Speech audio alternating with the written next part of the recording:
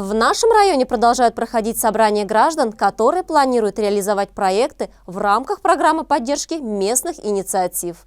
Программа поддержки местных инициатив, реализуемая в нашей республике, это реальный шанс для селян улучшить качество жизни. Примечательно, что те объекты, которые требуется капитально отремонтировать, приобрести и установить, проявляя инициативу, выбирают сами жители, принимая решения на собраниях. Не остались в стороне и жители деревни Сартноурузово, где прошел сход граждан по вопросу участия в программе поддержки местных инициатив 2022. На сходе жители деревни Сартноурузово приняли единогласное решение участвовать в программе.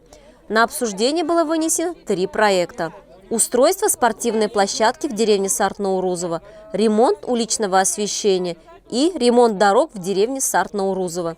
Из предлагаемых проектов жители единогласно проголосовали за первый – устройство спортивной площадки. Ориентировочная стоимость проекта составляет 960 675 рублей. Рассчитываемая сумма из бюджета Республики Башкортостан – 711 610 рублей. Сумма вклада из бюджета поселения муниципального района – 106 742 рубля. Со стороны жителей деревни было единогласно принято решение о софинансировании проекта. Также в софинансировании участвуют спонсоры, а именно общество с ограниченной ответственностью, коммунальник и предприниматели сельского поселения. В ходе собрания была выбрана инициативная группа, которая будет выполнять координационную и представительскую роль.